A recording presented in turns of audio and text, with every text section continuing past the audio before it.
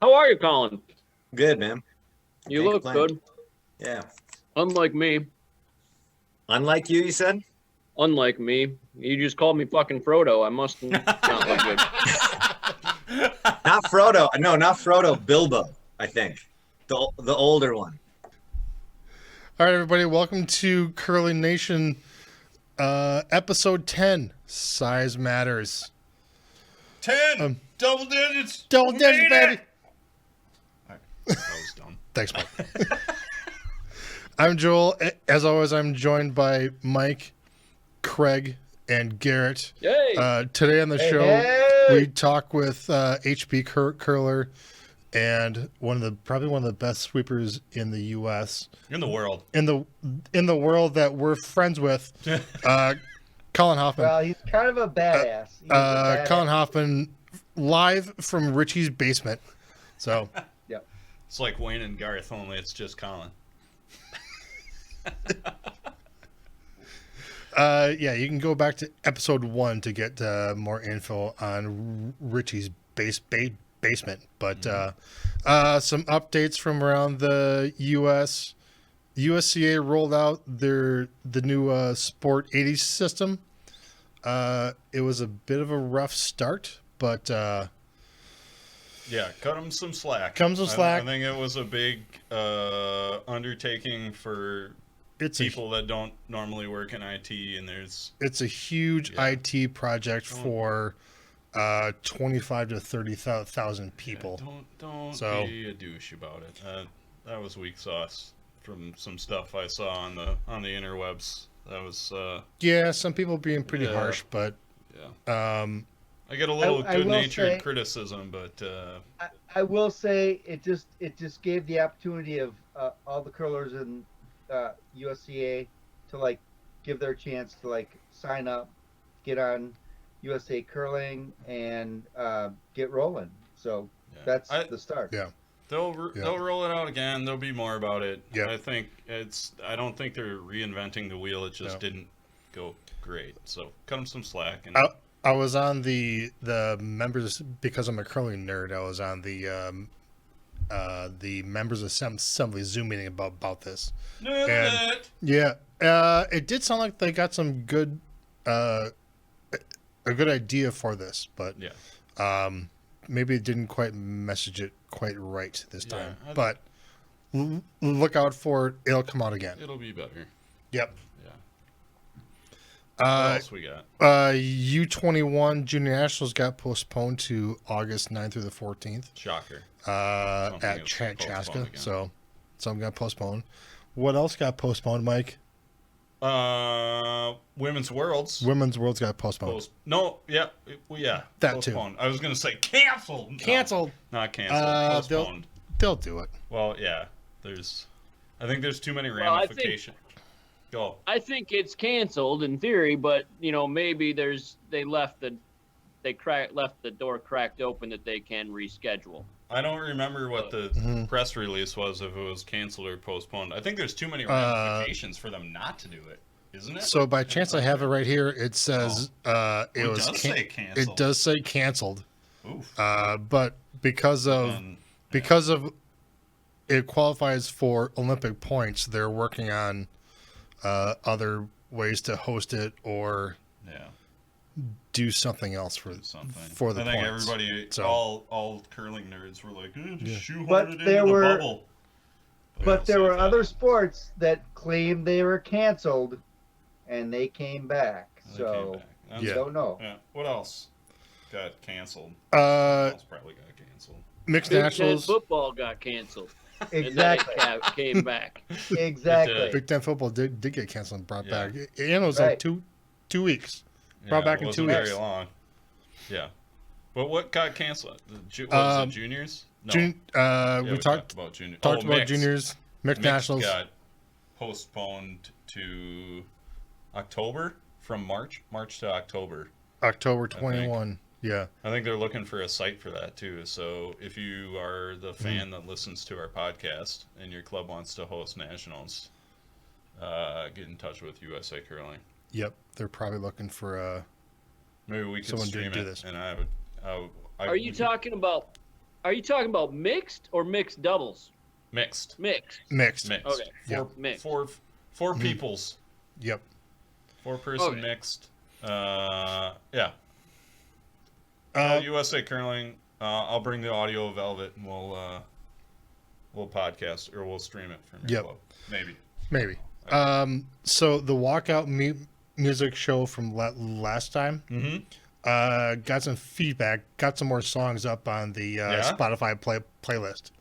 Added MC Hammer. Can't touch this. Yeah. Oh, yeah. That you said we had our little like group text message, and you said our friend of show sponsor alchemy.com curler. He's like Can't he touch or this. she the person. Yep. To remain Curler. anonymous. Curler. Dude Yep. is like curler. 65 years Shut old, up! right? We're not Yeah. giving it Come on away. now. Not giving it away. Damn it. Don't give it away, Craig. I screwed it up Don't enough get away, by Garrett. saying he. Yeah. But it might be a she. But whatever. Anyway, that person said that they play lead regularly and said that you can't touch this Yeah. with the lead rocks. By the But way, it's pretty good. And I would have never picked Yeah. that person to pick a Hammer song. Alchemy, ALQIMI.com for all your IT and software needs. Logistics. They're Strategery. a big sponsor of curling, so check them out. Absolutely. Also, Laura from Chaska. Hey, Laura. Hey! She wanted Cake the Distance. I like that. I mean, that's one of my favorite songs. That's on my running playlist for sure. That's a great one. I think it's a good pick. Oh, like it. What am I... So, Go. hey, there's a song, and I don't know. I was thinking it might be by Cake, but it might not be. They said like, "Hey man, nice shot." What's that Filter. song? Filter. That's Filter. That's not cake. That's Yeah. Filter. That's Filter. That's mid 90s, probably 95 One hit, or 6. one 6 hit, or 7. one hit wonder. Filter, nice shot. Yeah. Oh, definitely one hit wonder. That album was a turd. Outside of that song, in my opinion. Now, all right, if we're talking, Hey, man, I got nice a different statement though. If we're talking about Okay. MC Hammer, Yeah. like, if you were putting a Hammer song on your soundtrack of life or your walkout music, which Hammer song would it be? Please, Hammer, don't hurt him. Ooh. Is there not only one Hammer song? No, there's- You can't touch No. this. Too legit to quit. Too legit to quit. There's the song from Adam's Family Values, which was No, kind of a. come on. That's not a song. That's a soundtrack. That's a commercial. That's a commercial. Now, like, Let's Get It Started is one. Ooh, that's but- a good one. I think that the conversation really should begin and end with Turn This Mother Out. Yep, Whoa. I do like But Turn Let's This Get Mother It Out. Started. There was. I was going to my Spotify right now. I'm like, there's a Hammer song that I know I like that I can't think of the title, and it might be Turn This Mother Out. It might be. I think that's it. the best one. I heard Too Legit to Quit not long ago, Yeah, and that's more of a banger than you think. I agree. That's all right over time. Let's see. Turn This Mother Out though. That's a jam. I don't know if I'm gonna put it in the, walkout music playlist, but it's a jam. With the I agree. pants and the attitude. Turn this That- mother out. Yeah, there it is. It's a heck of a way to start an album. I bought that CD back in college at the used record store for like $2, basically because I wanted that song. It was worth every penny. Oh yeah. Oh, yeah. I think. Yeah, I'm pretty sure Turn This Mother Out is. Which one. album is that on? It's only come up on the greatest hits. I don't know. It's on. Doesn't matter. It's on. Please, Hammer, don't hurt him. Let's I don't get know it. how It's many called albums he had. Hammer. Let's Get It Started. It's the intro. Intro. Turn this This mother. There it mother out. is.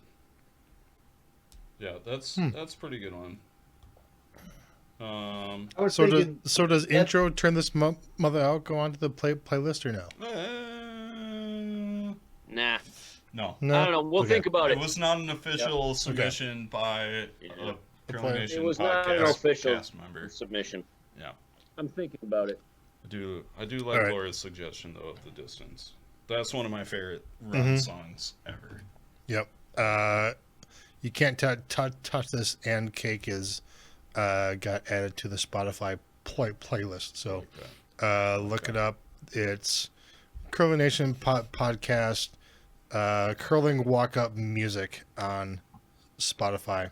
You and I were It's searchable. You and I It's were up there. trading text messages. I think the best part of that one is when the playlist is done. Like it's just, Spotify just kind of keeps playing things that you just listened to. Mm-hmm. They do a good job of playing stuff that's just things I enjoy listening to. It is a heck of a Right radio on. that keeps on it's going. real random. Right Yeah. on. You start that that playlist, and you'll hear a lot of different songs that you didn't even think about. One more They've update. got, All right. got a good Yep. algorithm. One more update. Scotty's Tournament of Hearts starts in. This podcast will come out on Tuesday the 16th. Scotty's Ish. starts on the coming the Friday the 19th. Yeah, Friday the 19th. So we're talking. On the ESPN. I did go out and confirm that the games will be out there. Yeah, the games will be on ESPN3, which is their online channel. That's the Ocho. That's the Ocho. So we're gonna do an online watch party. I'm not sure what this looks like yet, but towards the end of the week, probably the weekend, we're gonna be live streaming some over the air commentary on our YouTube channel, So the Curling Nation YouTube channel. Are we talking about playoffs? Playoffs. Talking about playoffs? No way, man. I want to do. Not- I want to do Tuesday morning, New Brunswick versus the Territories. Dude, Muddy might be That's- on. We could. Brian Mudrick. I love that That's guy. the game we I could want do to it. You do. want it, dude? Brian and Man, I want- Kathy, 2 o'clock on or 9 o'clock draw on a Tuesday morning. We Oh, could do yeah, Take a day something off. like that. We Something could certainly do that too. asinine and random, and I mean, the finals. I probably just want to watch the finals myself and enjoy it. Yeah. But Well, know, then like- let's do Well, we could do I a, don't know. We'll a figure night, something. Yeah. night game, Friday night game, Saturday night game. We could have a fun. So, we could have a fun time. I'm just gonna throw this out there. Spitballing. Guys, want to get day drunk and just start going? I mean, Day drunk on a weekday? I'm not gonna get day drunk. On a week? Yes. Yeah. Yeah. Really? Yeah. Whatever. That sounds like a lot of fun. Let's take that 1 p.m. draw Yeah. Absolutely. and just get drunk. Just and rip it talk up. about curling. What day is it going to be? Because I have We'll- to plan for it. I don't- We'll figure it I out. don't know. We'll let figure you it know. out. We'll trade Yeah. text messages. I Fi- don't know. Look for it. yeah, Follow us. look for us on. Follow us on the social medias. We'll Yeah. we'll We'll follow. put it up. I'm We'll all put it out day there. on a Saturday. I'm all I day. think Wednesday. I like Wednesday. Wednesday? I think Wednesday's a good day. It's a good way to break up your week. Hmm? You know? Absolutely. Wednesday? Like the 24th, Yeah. Sounds great. We'll figure it The- out. Follow the us. afternoon draw. Yeah. And what's the beverage? Yeah. What is the beverage of choice? But Doesn't matter if Uh, you're getting I drunk. don't your know. choice. Whatever it is, it's gonna be Yeah. bottomless. Whatever it is, it better have more than 0 proof. So yeah, Yeah. follow us on the social medias at Curling Mm-hmm. Nation on the Facebook and Twitter, Instagram. And We're we're- at the Curling Nation. I work for the state. Yeah. I got all kinds of time. I got off all can kinds use. of time too because I can't take any vacation because of stupid. And we're, Rona. is there a way to ask people to join us? Are they joining us? It'll be Yeah. it'll be Yeah. on the it'll be streamed live on the Okay. Curling Nation YouTube page, Yeah. and there'll be a chat And room there. So You'll be So- watching Yeah. us watch the game because Yeah. we can't We can't rebroadcast, the game but yeah. if you're watching the game, you can put the game up on the TV or one device, and then bring us up on the Yeah. other device. And then listen to us on another device. Yep. So Yeah. are we gonna just be doing this big Zoom and having this like party? It'll probably be YouTube. I don't know. YouTube Live or something. I don't know. We're still working out the details. We're workshopping it. We're workshopping it. That's the industry Yeah. term, I think. I gotta tell you though, We gotta like, chop it up. I was kind of excited about this idea. I'm the one who brought it up, You like did. thinking, hey, maybe this would be fun. But now that you talk about day drunk, Yeah. like I'm really pumped about it because I am I'm too. sitting here at Steve's Curling Supplies and nobody's ordering anything because nobody's curling. So I got time, man. Will I got Steve be time there to have- too? Will Steve get day drunk with us? I That'd bet be he would great. if we asked him. Yeah. Can we? This is getting Yeah. better by the minute. Yeah. The Steve's Curling will like join us. I bet he would. So Yeah. He'll at least have He's not one. much of a drinker, but I He'd bet have- he'd sit down and have He'd a have drink. one Miller Lite. maybe we can do an He does online I feel like, is Steve a Miller Lite guy? I feel like he's a Miller Not Lite. really. I mean, he's No? not really. Oh, he's a cocktail guy. He's like a rum and coke guy, but he, Rum and you know, Coke he guy. puts like a Mhm. half a shot of rum in and Yeah. like 2 cans of coke. Oh, that's fine. Yeah. Let him go. So, yeah, watch for that on the interwebs. Follow us. Hopefully some of you are friends. I'll post on my page. Brownie, you can post on yours. Joel, If we're post day on his. drinking, Yeah. I'm gonna post it everywhere. Absolutely. Yeah. I'm super excited about this now. yeah, hopefully we can find some Canadian curlers we know to come on and Oh, yeah, And, absolutely. start talking trash about other curlers. Why not? Because why not? Because whatever. I bet we can find some Yeah. people. Can we do some sort of telethon where people buy stuff from Craig and we just watch Craig like run around the store like supermarket sweep trying to put together? I could Dude. pack it. You Yeah. you could either pack it or just do like flash sales and be like, all right, you know, Pins. You got pins for sale. be like fifth end break here at the Scotties. Yeah. Draw 17 on Wednesday afternoon. Next 2 people to order something, free shipping. You know, that was Yeah. you could do something like Yeah. that. Yeah. That would be For great. the if somebody calls me in the next 5 rocks, they get half off a brush head or something. Yeah, there. like that. Oh man. Yeah. The Buy one brush head, get one free. the or something. possibilities are endless. Yeah. And then you can time me while I pack it up Absolutely. while Yeah. I'm after several drinks. It'll be, If you can, see how I get that address. tell you label what, right. I'll be like, Yeah. Craig, if you can do this in under 5 minutes, I will pay for this person's order. Like, I'll take it out of my How pocket. good I is- don't want to do that. No? I can do it in under 5 piece of cake. How good is throwing Steve that at out there. how good is Steve at working a camera? Like, can he like run?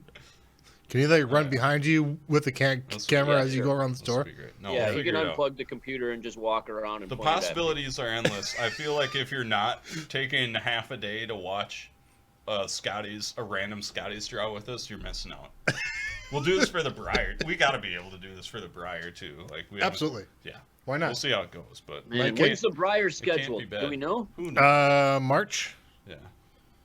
It's probably End about, of March? Great. Well, it's probably like it's same as it usually It's in the is. bubble, Probably so it's got to be It's end of March you that guys. goes into April in the world. well So the Scotties will end. Give me a calendar here. I'll look it up. Shut up. I got it. So the Scotties will end on the 28th, which would mean the Briar will probably start on March 5th. I think it's later than that. I don't think so. March 6th through the 14th. If they add teams, it'll be the 5th. They'll bump it back to the 5th. I Yeah, bet. I'm gonna be out 'Cause- of town most of that, but I could probably live stream in from Colorado. I think they have internet in Colorado. Yeah, I think. it's If gonna you- be easier if I do this in the beginning of the week at No, the it's Briar. I'm Yeah. definitely not gonna be able to do it during the playoffs for the Briar. So We'll figure it out. Yeah, we figure can it get out. day drunk early, so Yeah, that's no fine. problem. We'll figure it out. But we're definitely doing it for the Scotties. Tune in, watch a game with us, get a snipe a login from somebody if you don't have ESPN3. So it'll be a good show. Or just tune into the broadcast and just have fun watching us get day drunk and talk about curling that Absolutely. You may We not should be have able to get any somebody. context of what's happening. I so. bet Tyler George would get day drunk with us. I bet Mhm. Derek Benson would get day drunk with us. Courtney George. Mhm. Maybe we could get her during the day. Mhm. I That'd be think fun. that we might be able to get Ty Veetman to get day drunk with us. He could probably take the day off. I bet we could arm Mhm. twist him. Yeah. Let's get some That's really Canadians good. too. Let's see if we can get some Yeah. Canadians. Maybe. Well, I'll go through my friends list. We'll start reaching out. It'll be fun. Yep. All right, Cool. but coming up right now, we got Colin Hofman, and we're talking sweeping. It's episode 10, and Joel, like Joel said, we have guests today. We're joined by HP curler, pretty good sweeper. He has the misfortune of curling with Richie right now.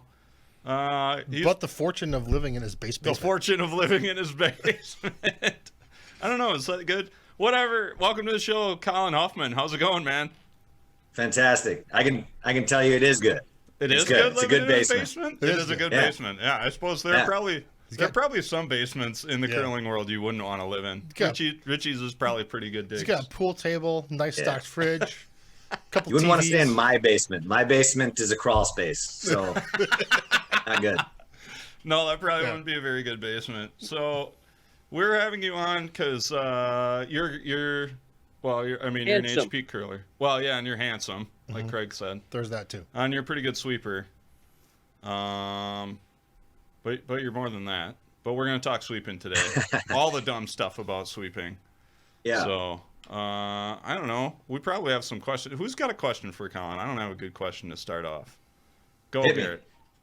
Garrett's got one. So, give us your background, Colin. Where you're from? How'd you get into curling? What drives you about curling? Just give us some background about your background. Yeah, born and raised in Fairbanks, Alaska. Everyone that doesn't curl thinks that automatically, the minute I say that, they go, "Oh, well, yeah, of course you would curl then." But there aren't many people that curl up there either. Like it's less popular there, obviously, than it is here in the Midwest. What do you do up in Fairbanks? Do you like hunt or fish? What do or you do up hockey? there? You, Like, what's you the just big try thing to there? survive in the Just winter survive. time. Snow machine? Snow machine? That's Yeah, all you you do. snowmobile. If you've seen that show Alone, it's very similar to Got that it. all Okay. winter long. Yeah. How big, Alright. how big is the club up there? When I left, I think it was like 400 people, and it's actually a pretty That's- big club, That's a pretty good size. and it's darn near the same exact people that are there now as when I left.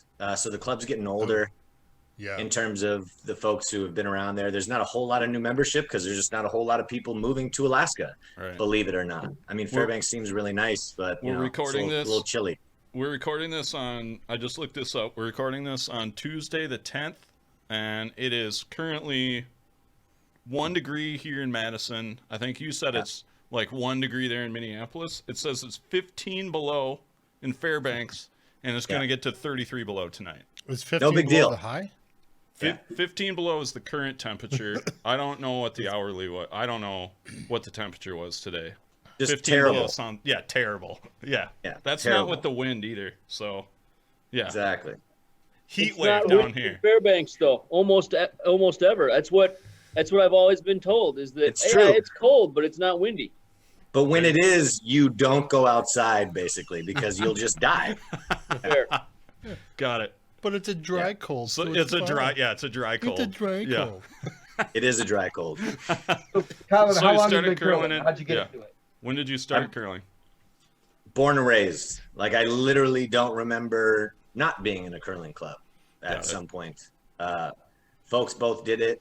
Apparently grandparents did it a little bit. And born and raised in the club. I don't know any different. So I don't know if I would be curling had I not been raised in a curling club. It's like, I can't, it's, it may have been the worst thing that ever happened to me. May have been the best thing that ever happened to me. I don't know. Being a third generation curler, I can also attest that it'd be weird if I didn't curl. Right. Fair. When do you think you got the curling the competitive bug? When did you think you got that?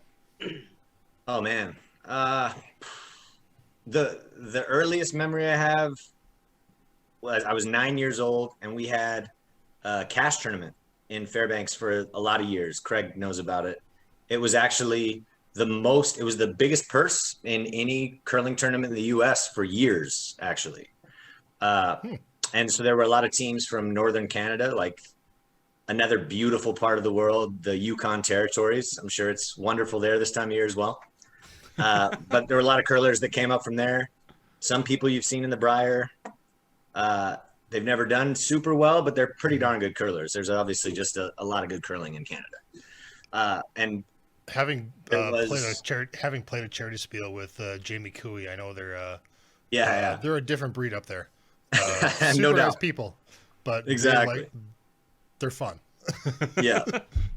And there was a hot shots event in this thing. So do you guys remember? I mean, we don't do a lot of hot shots in the States anymore. I don't remember when that really went away, but they still do it in Canada at like the Briar and the Scotties.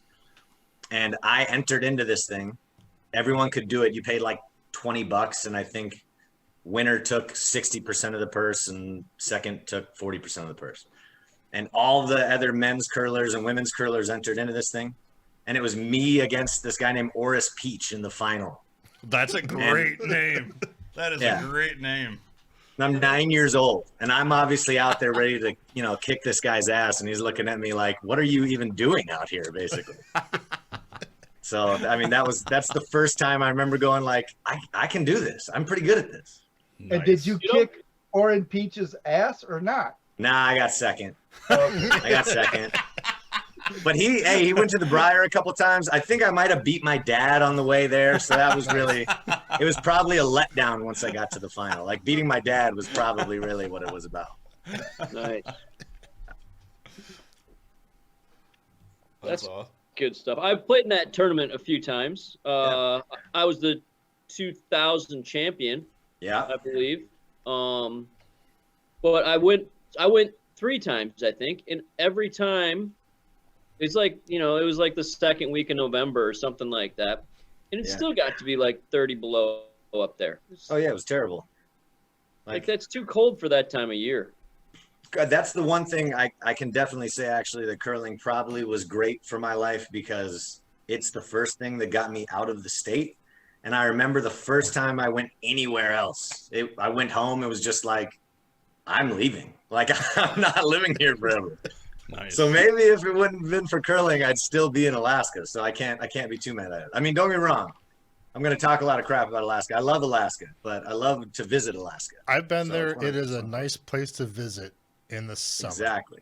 Oh, it's great. It's great in the summer. Oh, yeah. Exactly. Fantastic. I was there for a month in the summer for guards, and it was we had a lot of fun. Yeah, man. If you I went anything outside, it's tough to beat. I went up 2 summers ago. Yeah. And it was fantastic. I loved it. I stayed with Persinger for a few days out at his cabin up the river. Yeah. Then we camped at Denali, went to Anchorage for a few days. It was fantastic. I got nothing bad to say about Alaska in the summertime. Dude, it is tough to beat. This time of year, though, like every year, first snow is in the end of September. And my mom will call me damn near on the verge of tears, like every year. Like, why is this happening? And I'm like, hey. The darkness is coming. Yeah, I'll see you. I'll see you in May. Good luck. Craigo, for those that don't know, Persinger, his first name? Greg. He still lives there, and he still plays competitive stuff and played with Colin for a number of years, and he might have been kind of I don't know, he was one of the first Alaska guys to have a decent, like a lot of success kind of at the men's level, would you say, Colin? Or For sure. I mean, if you've ever seen Greg play, he is a super talented curler. Like, it's obvious from the second you see him play. The dude, he's one of those things that if you go to the Fairbanks Curling Club and see any of the pictures on the wall, like that, like a silhouette, it's always of Greg's delivery. Everything you ever see in Fairbanks is of Greg's delivery. So, I'm not bitter though. I'm not bitter. No, it doesn't sound like it. Well, maybe if you wouldn't have left, you'd be on the wall somewhere. But exactly. Well, they just need to get some silhouettes of someone sweeping Yeah. Yeah, they don't have many of those. Yeah, I that's think too you- bad. Plus, he think might you're have just- had Yeah. he might have had some hair too, right? He might have. Oh Greg? man! Wow. Well, I think I had hair back then though too, so it was okay. You're just too big, Colin. Mm-hmm. Greg's not a big man, so it's easier to fit on a logo. Right. Like, we'd have to pay extra if we put Colin on the patch, so we'll just put Greg on it. Exactly. They don't have the technology to Right, make yeah. the image smaller. It doesn't exist. Yeah. Less intimidating. Yeah. Right. There you go. That's what it's about. Yeah. So we're going to talk sweeping, Colin. Who do you think was your first instructor? Who's the first person that really taught you how to sweep? Man, honestly, I don't think we didn't have a whole lot of instruction. I had some good coaches growing up. Bill Grider was kind of our main coach in juniors. A guy named Denny Thies helped us out a bit, but we figured a lot of it out on our own. And honestly, sweeping was almost never a priority at any level. Honestly, it seemed like it was just push hard is basically Yeah. the whole thing. Like, we got more coaching from the skip yelling at us than from any coach, I'd say. The science hasn't come in until recently. What did you start? Right. What did you start? What do you remember first sweeping with? Oh my gosh. I remember as a kid, the broom I wanted was a Hammer XL, one of those swivel hammers. Get it out. By the way, they're still rocking those in Scotland. Hell yeah, man. Like this one? Those are so terrible, but they got them. So you We went to probably Perth a couple of years ago. Probably out of and- brownie. Yeah, well, I never used a brownie. I don't understand how anyone ever put one of those on the ice and thought it was a good idea to try again. Like, that's insane to me. Like this one? Yeah, it's the stupidest thing ever. Like, it is absolutely dumb. This was I swept with this 2 year through 2 seasons, so 2 junior nationals. I swept with this big 10-inch brownie. Yeah. It's angled. It's nice. I was on the side of the broom I wanted. So, yeah. Right. And it Sure weighs as much as a 2x4. It is. It does. And it is impossible to push. It has a lot of friction. I don't know if that's a good thing, then it's got it. Fortunately, back then I had the arm strength and the shoulders to work it. But if I did like half a rock with this, I would die. So I'm pretty sure that if you ever have any shoulder problems that require surgery, there's a class action lawsuit against the Brownie company. So I want to get in on that. Hey, I gotta say though, one thing that's really good about the brownie was if you were mad, you could like smash it on the ice. Best. And it wouldn't break or anything; it just bounced. well, you gotta 100%. make sure you smash it down pad first, because if Oh, you yeah, smash it down obviously. the other way, which I've seen people accidentally do, they take a big chunk out of the ice. Did you guys ever get good at when you hit it just like on one corner and it spins? You know what I'm talking about? Oh Yeah, yeah, it flips. absolutely. I know exactly what you mean. Yeah. That was good. The good old days. Exactly. Honestly, though, like talking about sweeping coaches or instruction, the first real lesson I got on sweeping was Charlie Thomas beating the crap out of us in Blaine when the whole broomgate thing was happening. You know what I mean? Oh yeah. That was like, this actually does something if you do it a certain way. And I may not know. Like, I'm out of the loop. Who is Charlie Thomas? Charlie Thomas is playdown curler from Alberta. Yep. Was real good. He was real good for a couple years. He's kind of fallen off the scene lately. He's won at least one junior world championship. Yeah. Maybe 2 two. times. Okay, 2. 2 times. 2 times. Super He won- good. He's a really good Yeah. curler. Yeah. Used to play mixed doubles with Kalen Park. They won. I think they won mixed doubles for Canada one time, maybe twice. Okay. I don't know. He's he's also- real good. Yeah. So what year? He also, the same year the broom thing was happening, he coached Chelsea Carey, who won the Scotties. Oh yeah, there you You know, Oh, go. really? Wow. That's Yeah. right. I forgot about that. Yeah. So What Charlie, I mean, Charlie was a really really good. He still is, I'm sure, Yeah, a I'm really sure. good player. Mhm. He, like, one thing about him and his team that you're talking about, Colin, that particular year, was they were incredibly unapologetic, is the word that I would use, with their pushing of the limits of the rules, of the courtesy, of the etiquette, of everything that had ever been known with sweeping. Like, they didn't, that was all out the window, I guess. You know, like, more teams went that way because they had to, Mhm. but they would carve rocks in ways that were entirely unnatural. Yes. And this And was they did it. 2015, 16? Right around 16, because 16 we won Fall in of 15? Jacksonville. Okay. Yeah, fall of 15. This would have been fall of 15. Fall 15. Okay. Or Blaine, Like- it was probably New Year's Eve. Yeah, Sure. it was like Yeah. New Year's. Yeah. But they, like, it was earlier in that fall, there was kind of this agreement, this broom agreement thing that people, you know, all that, like, most of the top teams kind of all just agreed, okay, we are not gonna, whatever, we're gonna turn our hard lines inside out, or Yeah. we're going to, you know, like, pick one broom, things like that. You know, when it was still, there wasn't a lot of teams that had it figured out yet, but they Correct. were one of them that did, and they did whatever they wanted to. And they did it very well.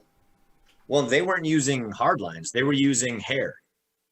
That's because they finally, I think they realized that a sharp, rough hair brooms were even better than the Right. hard lines that they had used for the first few months of the season without relenting.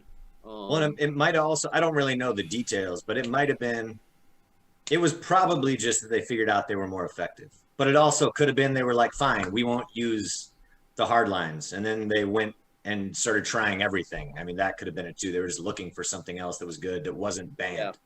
Sure. So But- just a quick Colin, bring did they- everybody like, up did to they, like, speed. pull Let you me jump in here, aside? G. Let Sorry. me jump in here, Go G. Just a quick to bring everybody up to speed. We were talking about Charlie Thomas, and then we kind of jumped into Broomgate. So Yeah. So Broomgate was this brief period where the fabrics on brooms could do a lot to the ice and to manipulate rocks. And it ended up that's why there are competition heads now, and if you just have rec play, you have like a more, I don't know what you'd call it, Craig could maybe, like a recreational head or non-conforming head or something.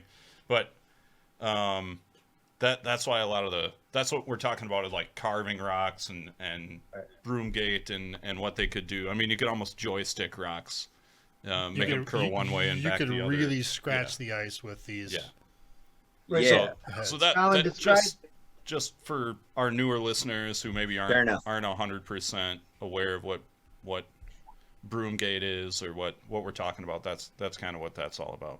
But Colin, you had mentioned that he had pulled you aside. What was the conversation? What did he? No, No. he didn't pull us aside. They beat us by 1,000 in the game, and it was the only game in my life that I walked off the ice and was like, we couldn't win. Like, we couldn't. Yeah. It doesn't.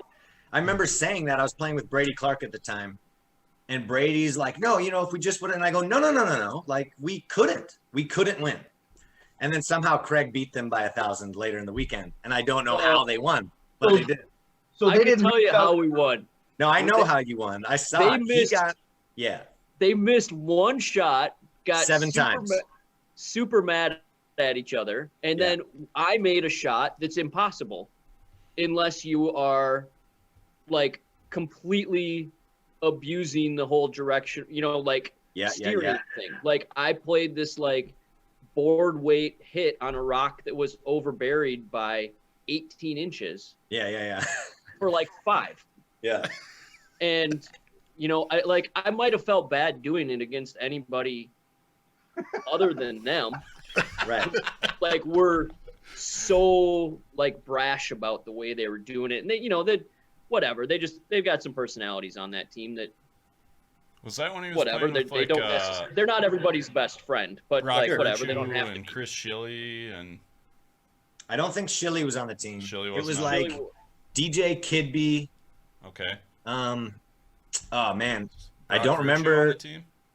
It might have been, but I don't think so. No, I don't know then. Doesn't matter. I tried to put it out of my mind because we got smashed so badly. I just You instantly guys tried are to putting out names forget I've it. never even heard of. Probably So, a good. but Probably a good. The Decision. thing about it too was it came out right around the same time. The reason that all of a sudden became a big deal is, for listeners that don't know how the rules have changed over the years, you used to have to sweep across the face of the stone, like perpendicular to the direction it's going. Like you had to sweep like that, right? And they got rid of that rule because it was impossible to enforce, and people, like, curling has changed a lot. I remember people ready to fight each other on the ice all the time. And it was over rules like snow plowing. If you were sweeping right in the path of the stone, man, it was on. Like someone was ready to come out there and let you know that you're cheating and I want to whoop your ass and, you know, blah, blah, blah, blah, blah. And I don't think anyone was actually going to fight. Like, if you know these people, they're not fighters. They're Well, curlers. I bet we could They're ask curlers. Craig's dad. You know? I bet Craig's dad has seen a fight on the ice about sweeping. I would bet you anything Craig's dad has told someone he would fight them on the ice. No, but Dad would. I think that there was times where Dad basically started a fight, or like was ready to like start a fight, Yeah. but then got bailed out by his teammates. Well, that's always the smart thing to do. Yeah, That's So, why like, you the always got to fight have never George happened. Godfrey on the team. Like Yeah, he someone let that's Godfrey. bigger. Exactly. He Yes. let Godfrey Yeah. fight George the was guy. right there, Yeah, and Yeah. exactly. I think George was kind of like, well, if you're gonna fight him, you got to fight me first. Yeah, fair enough. But No, yeah, so they had, I don't remember when, Craig, you might remember, you're a rules guy, but they got rid of that rule. All of a sudden, you could sweep in any direction you wanted. Yeah.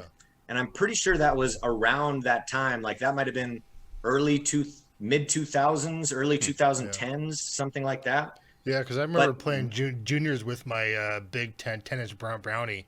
Yeah. And after the week, people would tell me that You were snowplowing. several teams told the officials to look at my sweeping, and Yeah. like I was very careful and very conscious of it. Like I was going in an angle, but it was a pretty steep angle. It wasn't Right. It wasn't directly side to side because I got a 10-inch brownie. I don't Yeah, need to exactly. go side to side. But Right.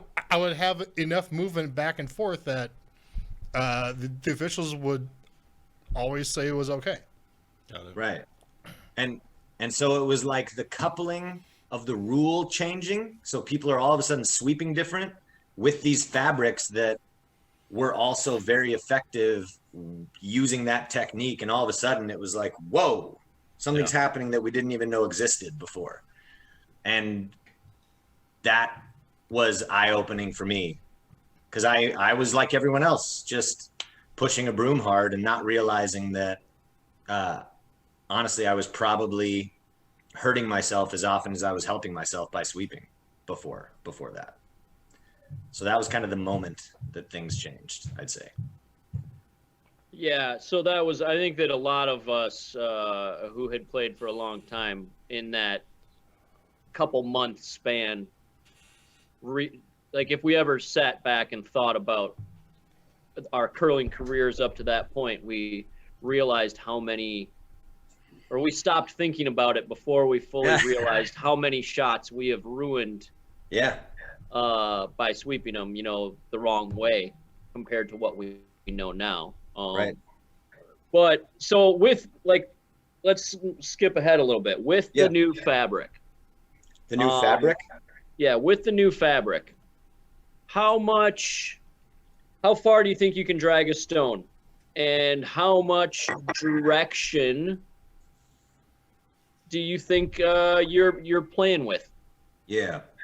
I would say that, like, for us especially, we are much less concerned with the how far we can drag a stone versus how much can we affect the line, right? Now, when Mainly when you because say us, do you mean the HP our team. teams? Your team. Okay. Sorry. my team in particular, me especially, and it's mainly because there's no way to empirically figure that out. There's no way to measure it, right? One thing we learned with the broom fabrics is that every time you sweep a path, if you throw another rock in that path, even the previous rock and the previous sweeping has done something dramatic to the path of that next rock. So there's no way you can test it. Like, it's basically impossible. I think we can drag it pretty far. Like, we're all confident that we have a big zone to hit in terms of depth, but man, I don't know. I mean, So it depends on the ice surface. So, like, are you guys looking at that when you have to throw a rock, saying, "Oh, they just threw this rock down this path and swept it 50% of the way, so it's going to be a little faster"? Does the thrower take that into account, or do the sweepers look at that and say, and like agree that this might be a little faster, we should be careful? We try to, if you've ever watched my team play, everyone contributes all the time, let's baby. just say. Yeah. So whoever realizes they just pounded it from pillar to post first is the person to say it. Got it. So every shot is every player's responsibility, right? That's kind of the biggest thing. Maybe it's because I decided a while ago that I'm going to play front end, and that's where I can contribute the most. Mm-hmm. So I really try to instill that in my team. It's like, hey, Rich, yes, you're shooting 95%, but that's my 95% too. All right, I made most of those shots for you. It's a team shot. He really peaks out at like 65%, but exactly. You put that 20% on top of that to make sure he's. That's what I'm saying. Yeah. Yeah. Go ahead, Garrett.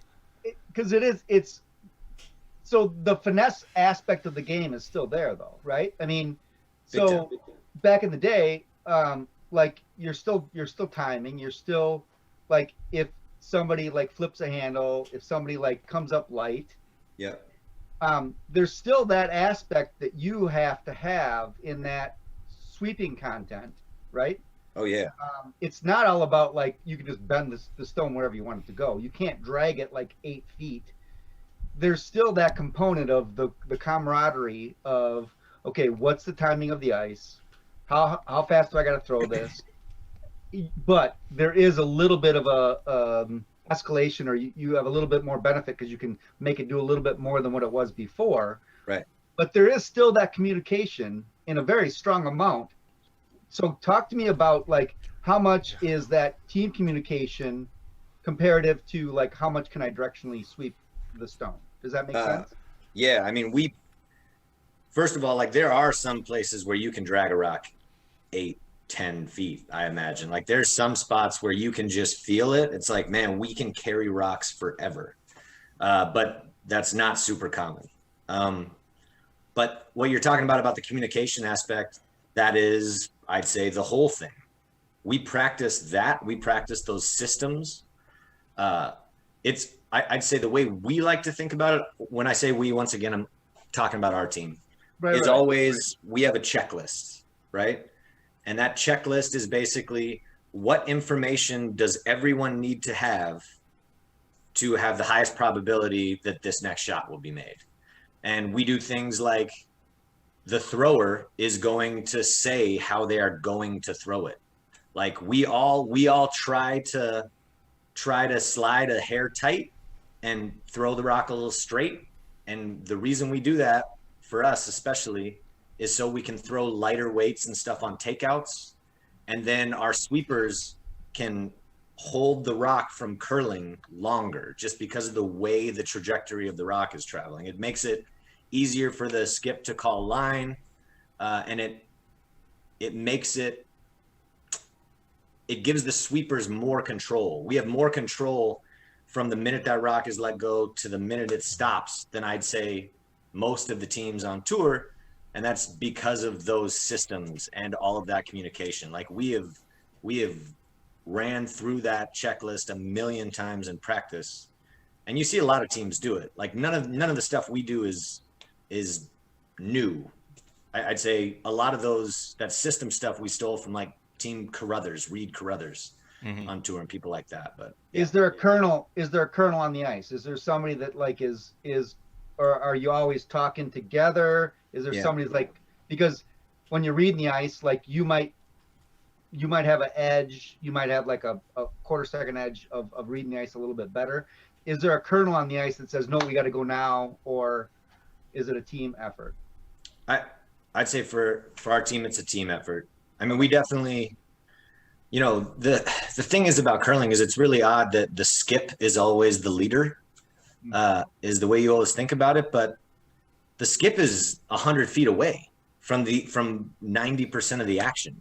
So all he or she is doing is putting the broom down, really. Like if you haven't had all those conversations and that skip doesn't know what to kind of expect, then they're sitting there going, okay, what is about to come at me?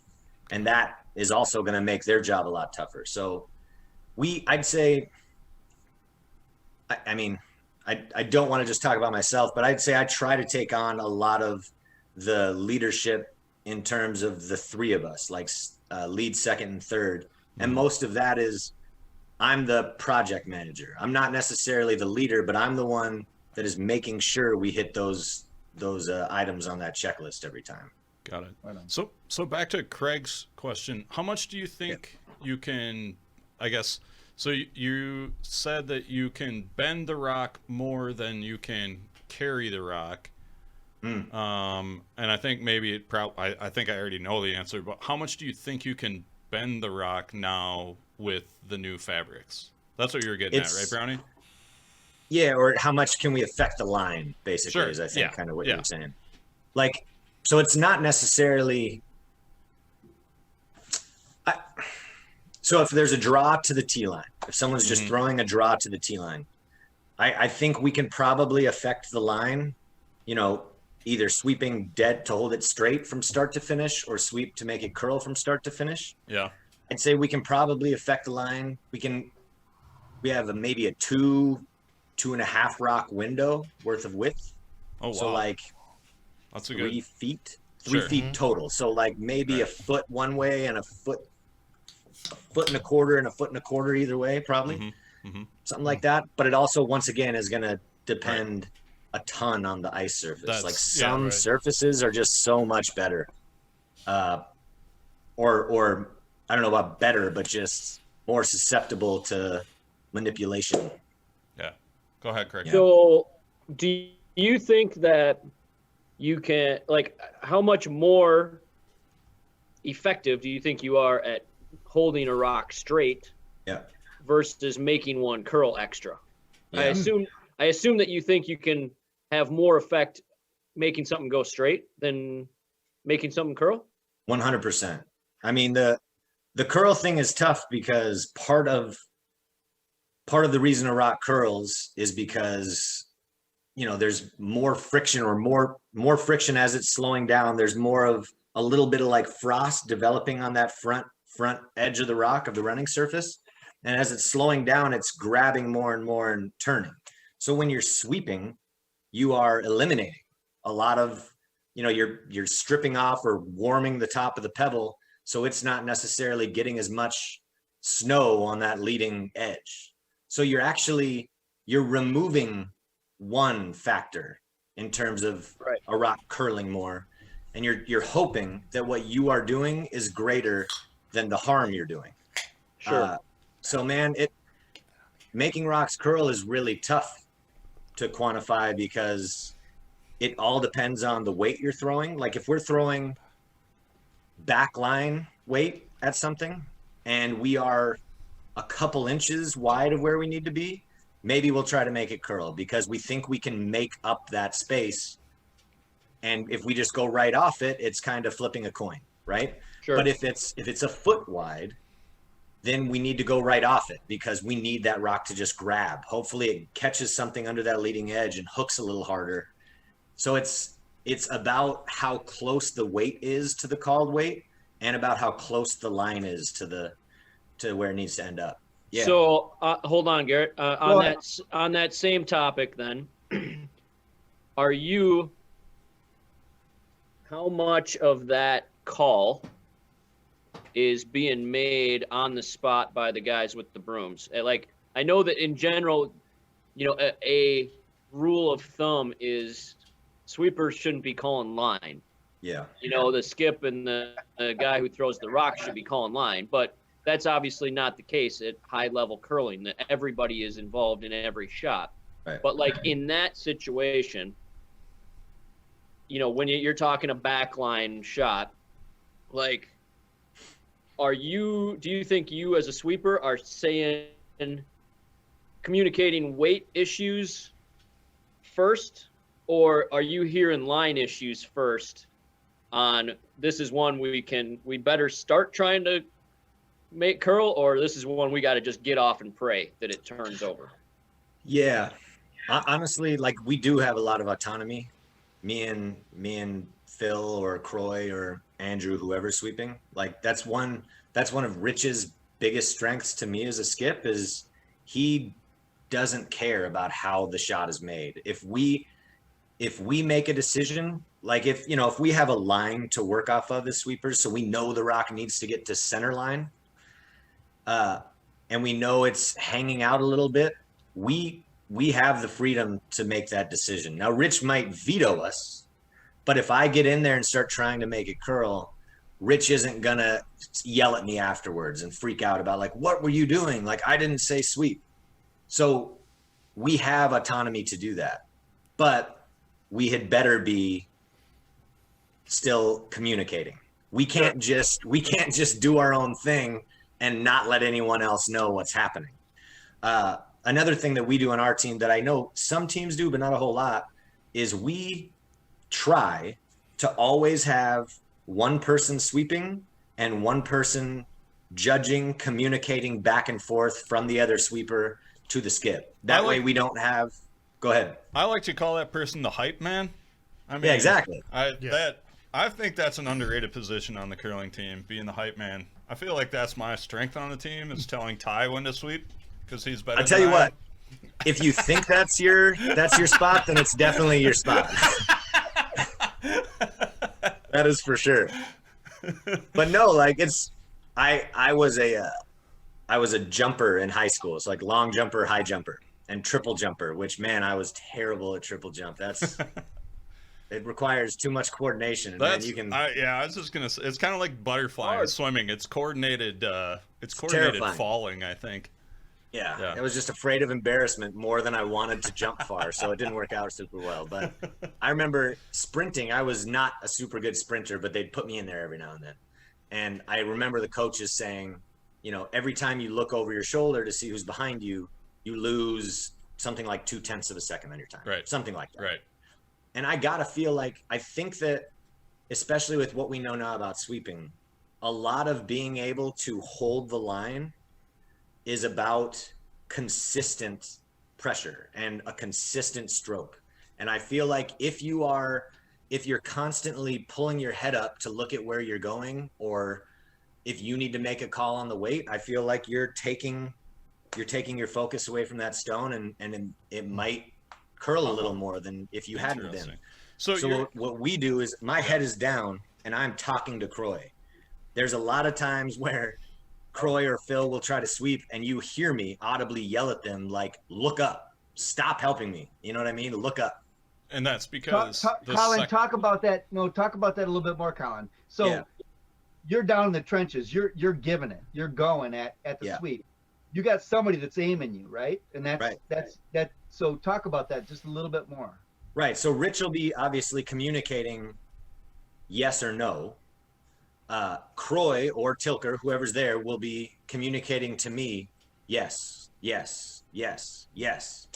If it's a lighter weight shot and I'm sweeping for both weight and line or something, 9 times out of 10, if they get down to try to help me, I'm pushing them away. Like, I don't want them down there, because we've had a million times where people think they need to help and we go a foot too deep. And that happens both ways. I mean, obviously, if, I've helped and done the same thing. So I'm not just saying they do it when I'm sweeping.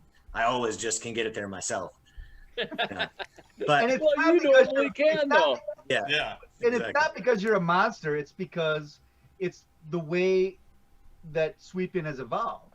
Oh, You don't big time. need two sweepers anymore. Our team thinks that you are more effective. Because here's the thing too, on any kind of draw weight shot, 90% of the time you're better off leaving it a foot short than going a foot deep. Right. You know what I mean? And so we think we are going to make more shots on average if one person is constantly looking up and making sure that we aren't going too deep.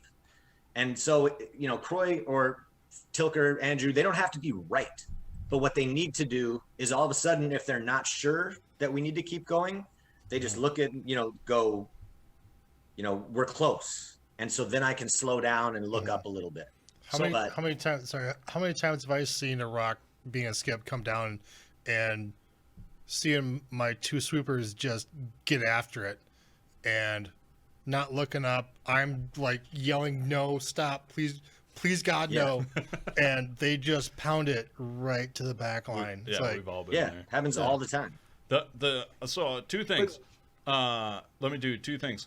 You're talking about your teammates who you play with on Richie's team, which is Phil Tilker, Croy Nürnberger, and Andrew Stapera, right? Yeah, nailed it. Yeah. For the people that don't know, I know who you play with, but not everybody that listens to the podcast knows who you play with. So, well, actually, if they do listen to the podcast, you can go back to episode 1. Yeah, you could go back Richie but then you have to listen to Rich. So Yeah, don't bother.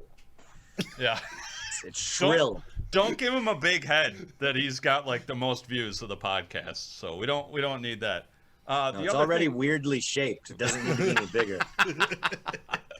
The other thing that I heard you say that I wanted maybe clarification on was you were talking about constant pressure. I know it's easy. You generally get more on your push than your pull stroke. So are you saying that constant pressure in the push and pull, or just constant push, constant pull? That's more what I mean. Like, okay. I think because no one can pull even a quarter as well as they push. Like, it's just not possible. And you'd just be losing efficiency if you made your push as much as your pull. But 100%. That's what I was. That's where I was getting is your.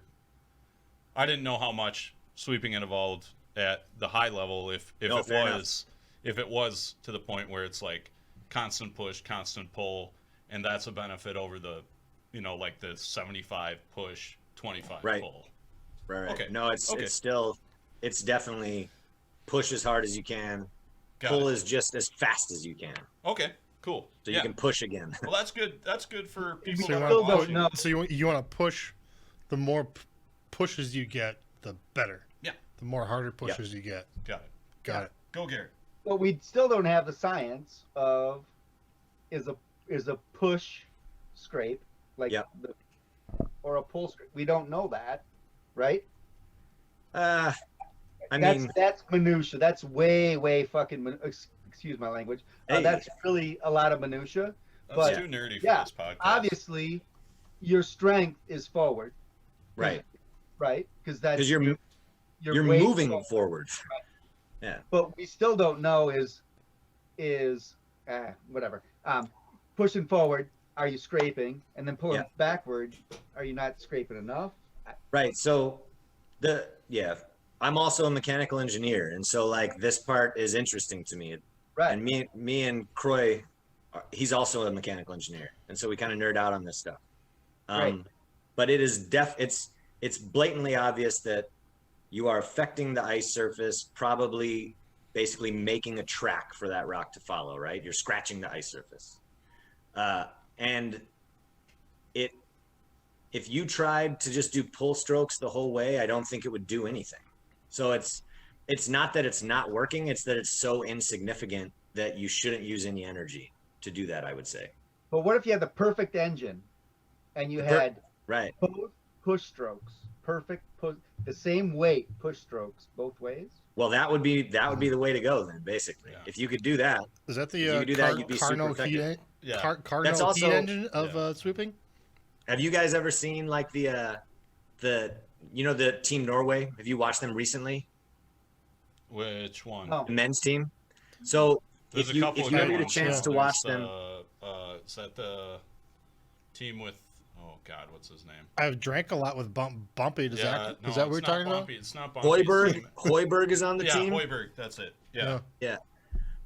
What they'll do, and he does it more than anyone else on the team, but I think it's probably smart, is if a draw is coming in and they're still kind of sweeping for both line and weight, what he'll do is he'll turn around. So he's going backwards and he's pushing back into the rock. Yeah, there's a couple because of it's so much more effective to push, I think. But I think a lot of what you lose on that is that you're then body weight. You're sliding backwards basically, because a lot of people we don't want to. I mean, we could get into it, but you don't sweep with your slider on, right? No, you're both feet gripper. We don't need to get honestly, into that, but I mean, I think we should for just a second. I don't have to get super into it, but I think the reason I do that is because if you have two grippy feet, you can get right behind the rock and just walk behind it. Yeah. You know what I mean? You have one foot on each side, so you can keep all of your weight centered over the rock, and you're using your weight, your body weight, instead of just pushing. Also, I like to, if you're coming into a very busy house, it's easier to dance around not rocks die. than and not die, not start kicking rocks left and right. Also, if you're sweeping a peel, like it's easier to stop. Yeah, see Ben Hebert smashing into people every single game they play. Or have him, like, you see him, like, put his grip foot down and just start spinning on the ice. Yeah. Off the screen. Benny's pretty good, but they're for a sweeper, he's probably he's pretty good. Pretty good. I agree that I've seen him plow into some people. So, I mean, we've talked about a lot of stuff, a lot of high performance sweeping. What tips, advice, whatever would you have to club sweepers or somebody who's, maybe looking to make that transition from I play men's league once a week to I want to start maybe playing some competitive spiels or playing down a little bit, like. Or Mikey, even just like the best 5 tips to give a club curler to be a better sweeper. Sure, yeah. I mean, just what tips do you have to maybe make a club sweeper a little better? Change broom head. I mean, especially if it's like club sweeping, if it's just for that sort of thing, like this is going to be more technique and like system stuff, I would imagine. We're not going to talk about a certain diet or trying to go to the gym. I mean, those guys, take it from a dad. We just want to get away from our kids for a night and I got you. That's a different kind of club player that can find a different podcast. Right, yeah. Exactly. No. I think honestly the main thing for me is, number one, do not ever emulate that guy who has 2 hands 2 inches from the broom head, like between his legs. Don't ever do that. He's got the leg sandwich, like the leg sandwich, like right here. Yep. Don't do that. Sorry, and he's normally wearing jeans. No leg sandwich. 100%. Jeans. Okay, got it. To be fair, though, that is a way more athletic version of sweeping than anything I ever do. Like, I don't know how that's possible. I feel like I would tear both groins, would never be able to walk again. But like, legitimately, it's watch. I mean, the funny thing about sweeping is you can tell who is effective. Just it's like it jumps off the ice at you for whatever reason. I agree. And a big part of it, and I it's tough for me. I'm realizing now because I'm trying to teach a lot of people. A lot of people have been hitting me up in the last year, wanting me to come to the club with them and give them some pointers. And it's tough for me because I'm 6'4", and I realize that my technique does not exactly translate to people who are not 6'4". Right. Because the way I walk behind the stone, if you're shorter than me, you're going to kick the rock. Your foot's going to be in the rock, or your broom's going to be in it. Mm-hmm. But still, the main thing is if you are sweeping for line, sweep, like especially to hold a rock straight, sweep just vertically up the sheet. That's it. Like, try to get your broom as close to vertical, which is in the same Really? exact direction that the rock is traveling. So dead vertical with the stone. Like, so you're just resisting it from curling. You're not trying to push it backwards. Okay. You're just trying to make it stay on that straight path as long as possible. So not this, Colin. Not 100%. this. The opposite of that. No, exactly. not, Like not this. straight across, not 45. Right. Which you, Parallel with the rock. which you can do. And the thing you can is, do that. not every, like I said, because not everyone's gonna be tall enough to do that effectively, Mhm. but get as close to that as you can. Like that's where all of the effectiveness comes from, honestly, is that broom angle. Got The other thing is, man, How about Maybe the not feel 5. thing? How about Whatever you can the think feel, of. the weight? That's helpful. Change your Wait. broom head. Yeah, change your broom head. Get a new right? broom head. The one Well, you got sure. from 5 years ago doesn't work Buy anymore. one from Steve. yeah. I was going to talk about timing a little bit because a lot of club curlers, I see a lot of club curlers trying to get a little more competitive and pick up watches, and especially at the club level. You know, it's funny because so many of us competitive curlers are using watches, have used them forever, and use them now. So many club folks, if I'm subbing, Yeah. like on a random night, which happens sometimes, and I'm playing with 3 people who have never seen me play and have just met me for the very first time and don't know I even curl competitively. A lot of them will tell me like, "Oh, I never use those," or, you know, those actually, if you use those, you don't look, you lose the feel of the rock. And I'm like, you don't. It's not one or the other. Like, you can do both. So it's understanding what that number is. Like, it is purely just one piece of information. Use the time, use what you see in the release, Yeah. and use what you know about how fast the ice is, right? You have to put all these different pieces together. And you can't just use one tool, basically. Use that we've just thrown 4 draws down this same line. It's going to be Exactly. faster. Right. So, I hear a bunch Go of look- people quick call out times on like a normal men's league night. And it's like, like I know you don't know what that means. Well, Throw an I 85 know. here. Throwing it. All right. honestly, Yeah. the pet peeve for me, and it's not a pet peeve, it's just like I see it and I want to say something, is when you hear in a league night like a skip going, "I timed it, it was a 4-2. I don't know why I didn't get here." Yeah. And it's like, you are 100 feet away. Yeah. Do not tell me you clicked, you're confident in that 4-2, that you knew when he hit the back line. Like, give me a break right now. Go Brownie. yeah. Brownie. So Yeah. one thing I'm going to say about timing and like recreational curlers is, like you talk about the high level players using watches, and you just said, use both tools. Use And- every tool you have. Yeah. That is, I absolutely agree with that in theory. Like, Yeah. but you have to get to that level. 100%. And I think if you had to, if I was giving advice, But you're I allowed would to. tell these You're people- still pretty good. You're allowed I to would give tell these advice. people that they have to just figure it out for a while without a watch and try to learn how to judge stones. But also, like,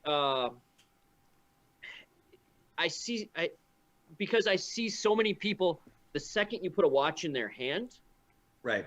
they lose their ability to use use the brain. ability to use their brain or their eyeballs. And Now, real quick though, do you think they lose it or do they give it away? Like, they that's give it what I away. see. Yeah, they throw it away.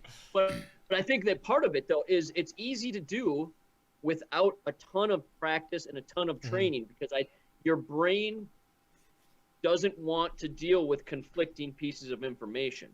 And if your watch says one thing and your brain or your eyeballs say another thing, you are much more likely to trust the thing that's written in front of you Yeah. on the stopwatch. The stopwatch says 3.8.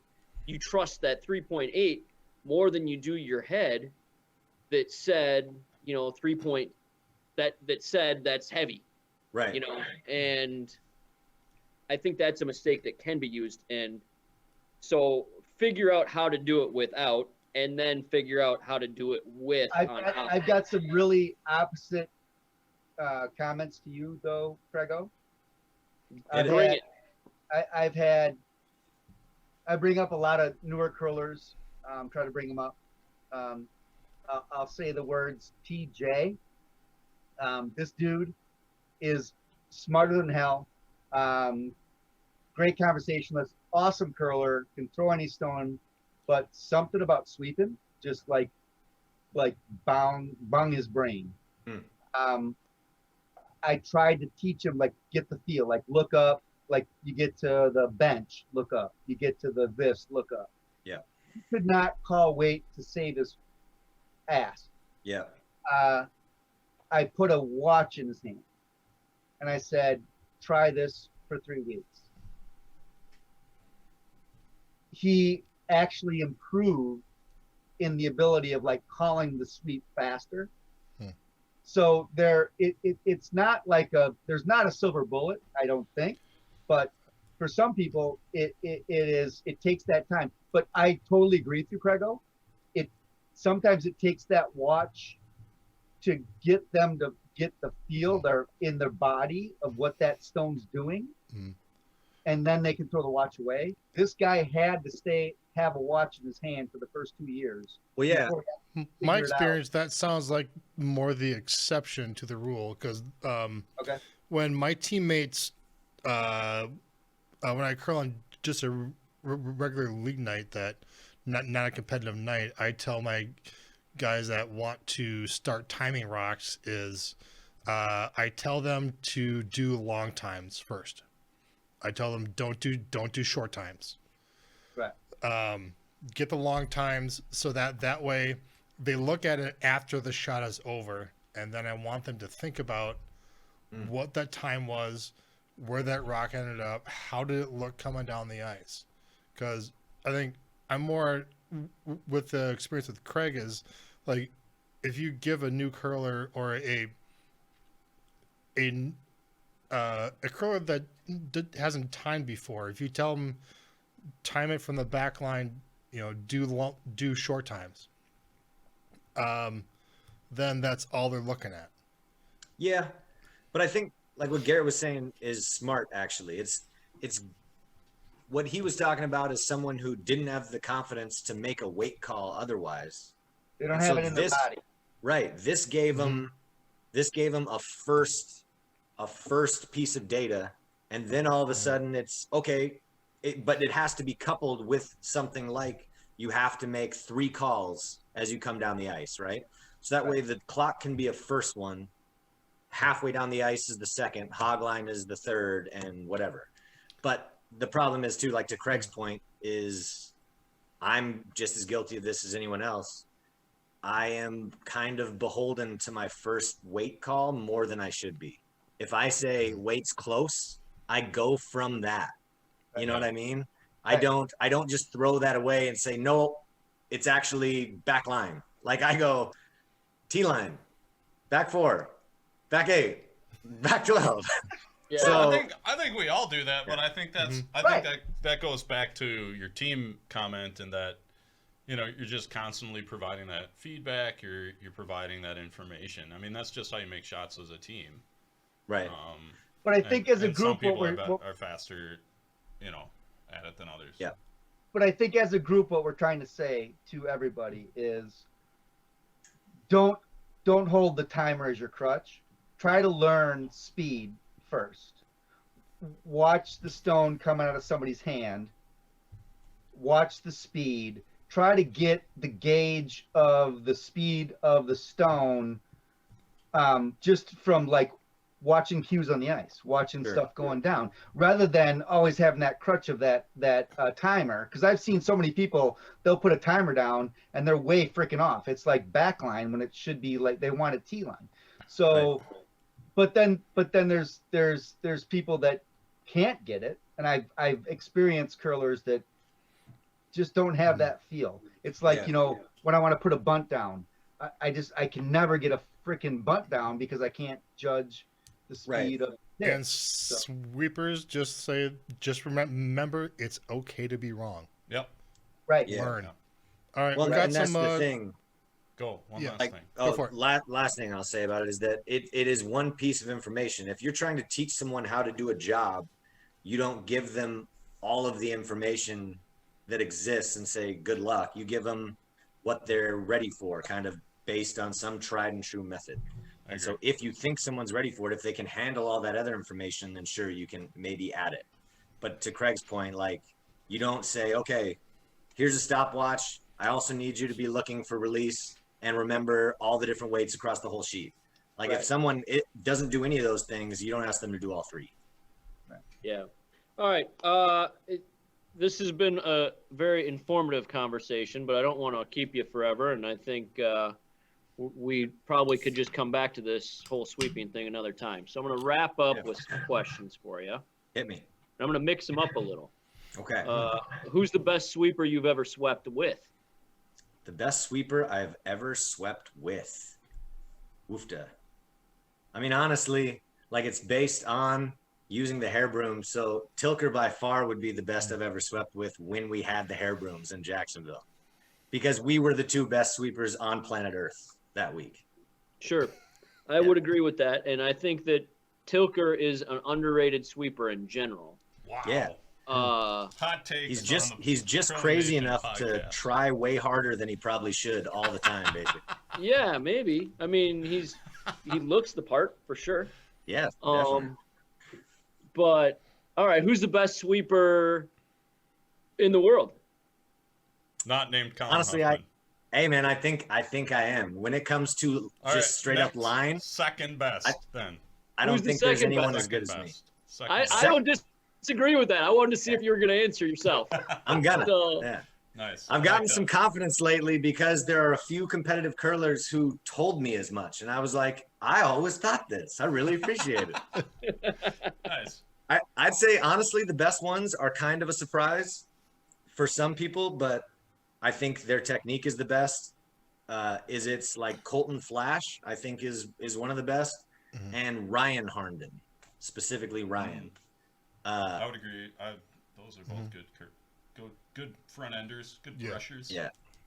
And what team do they play for? What team are they playing for? Harnden plays for Team Jacobs. Colton Flash is now a skip, but he was playing for Cooey. Okay. Yeah. And played with the Myers brothers for a while. Yeah. So, like one guy that I thought, or one group of people, one front end sweeping tandem that I thought is super underrated through the history of time because of their size. Yeah. Is Savile and Lang. Yeah. Like, cause neither of them are real big guys, but I think that they judge stones for Glenn Howard better, and the communication back and forth between the shooter and the skip and each other was better than probably any other front end combo ever. But strength wise, it's tough for guys that are 5'7" and 160 pounds to compete with somebody like you or Colton Flash. It's size matters.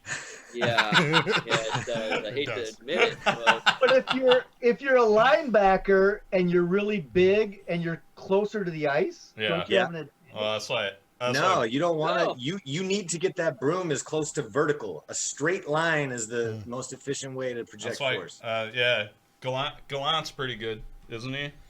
He's pretty good, but honestly, I think he'd be better if he got a damn gripper. Like, I legit think he would be better. Yeah. You constantly see him rotating on accident and having to correct. Got it. And anytime you have to correct, it's because something's wrong. Yeah. Yeah. Got it. All right, go, Craig. Okay. Wait. Let me say something about Lang and Savile real quick. Yeah.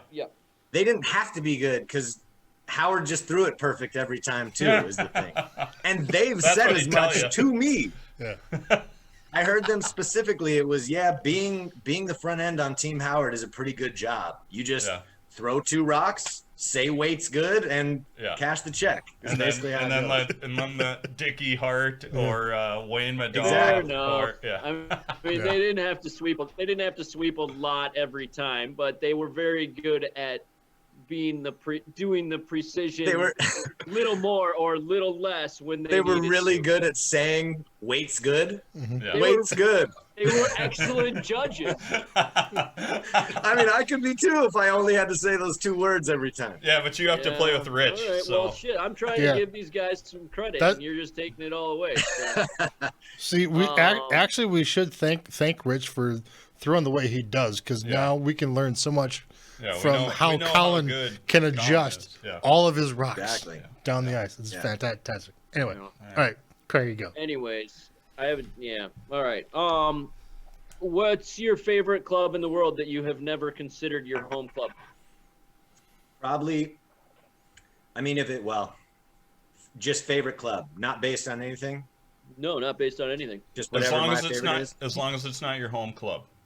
Yeah. First thing that came to mind for me was Oakville, but honestly, the club is kind of corporate, but the ice is so good. The ice is so crazy good.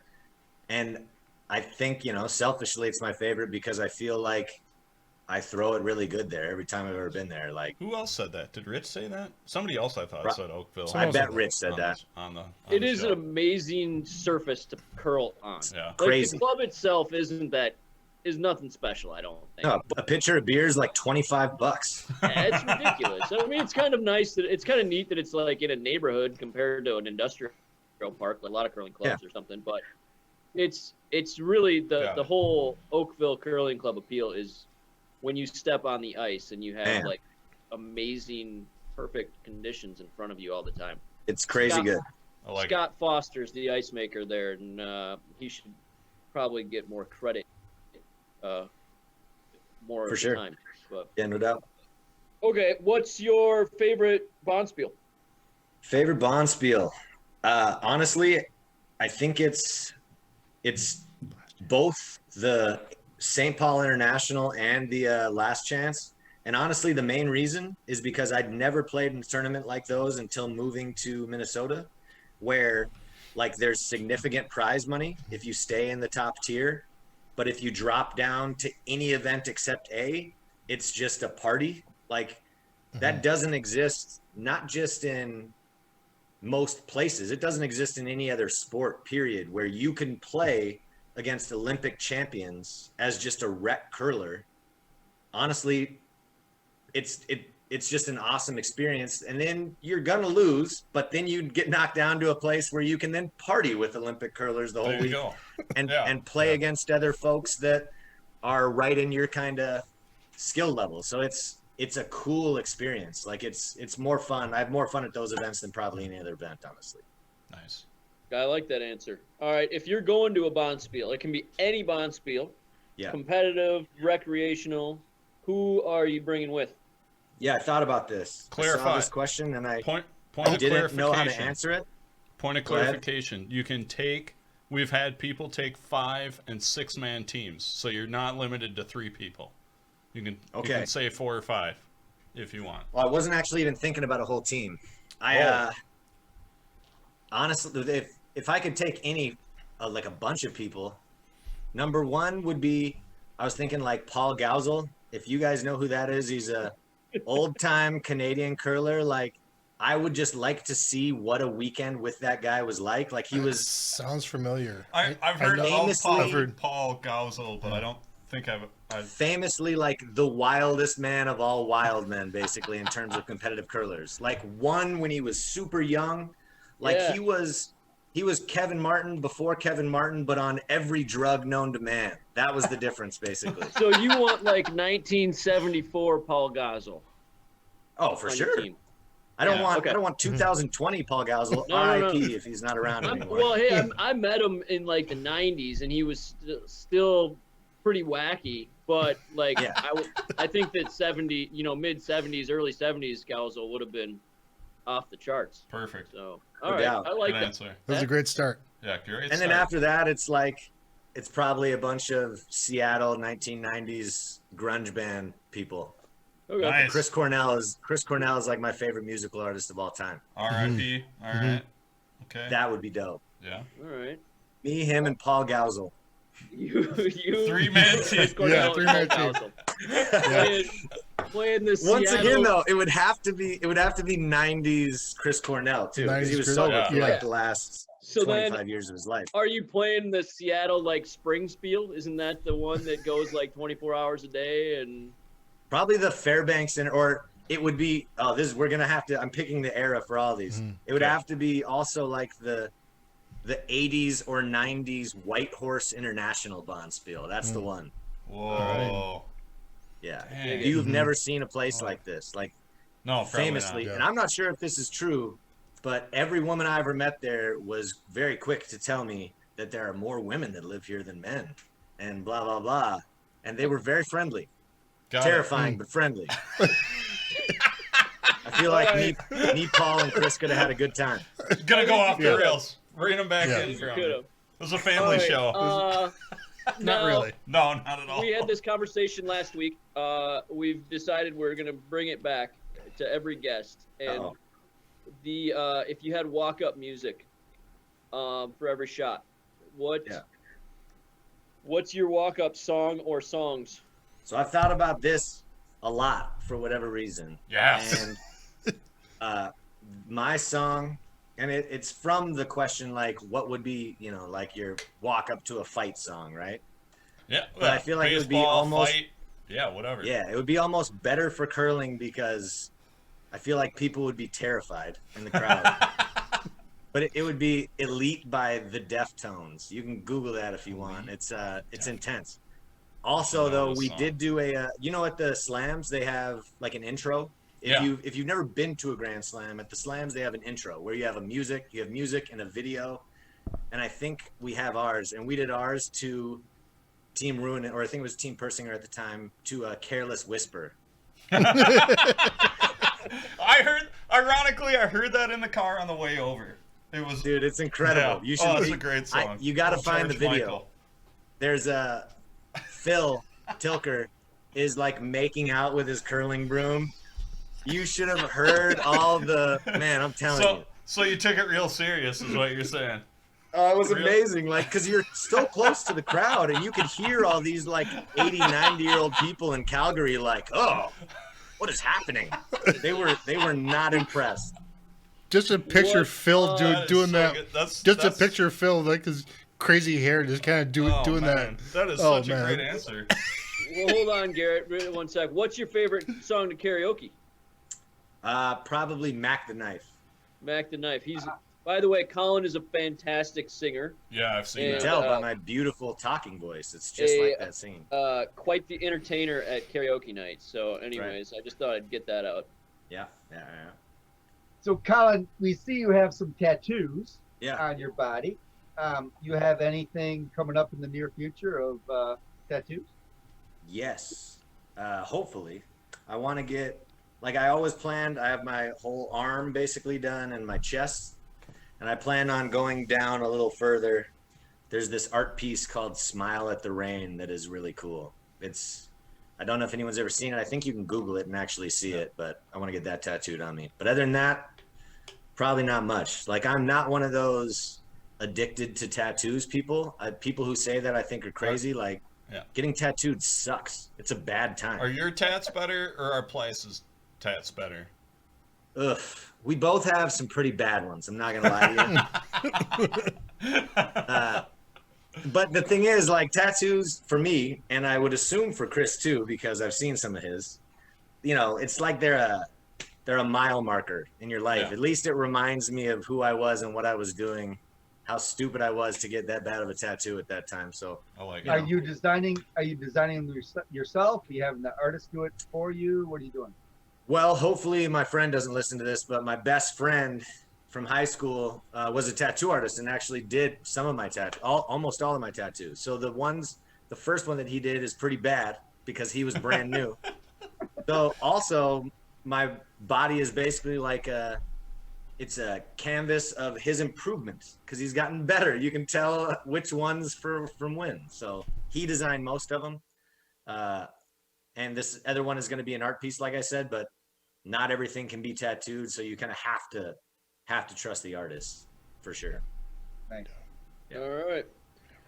Well, Colin, you got any sponsors or anybody you want to thank real quick besides Richie's Basement? No, I don't have any sponsors, but I did really want to say that, you know, if you're ever driving down the road and you happen to get in an accident and you don't know who to call, like TSR is time, probably baby. a very good choice. I just want to say that. But I don't TSR have any time. sponsors though. TSR Yeah. paid for your basement, Mhm. so Yeah. it's TSR time if you're in need of an ambulance in the Minneapolis area. Right. If We'll put a link your in the insurance description. company is hassling you know what I mean? Yeah. Yeah. If you slip and fall, Yeah. It's Rich TSR the time. Law Eagle Yeah. will fight for you. Yeah. Colin, if you want to go upstairs and talk to Rich real quick, you know, we're looking for, you know, we always got room for sponsors on the show. Yeah, So yeah. just saying. Yeah, let them know. Let them know how Yeah. great this show was and how much we talked about him. Yeah. Well, he was and- already. You guys already had him on I know. just to butter Yeah. him up to get his sponsorship, and it didn't work. So I don't know what I'm going to be able to do. no, we weren't even asking for it. We don't No. want that dirty ambulance chasing money. That's a good point. I do. You I'll don't take it. You don't want that Geico money, that secondhand Geico money. Yeah. Yeah. Uh, All right, man. man. Thanks a lot. I appreciate it. I think that we learned a lot. And hopefully our listener did too.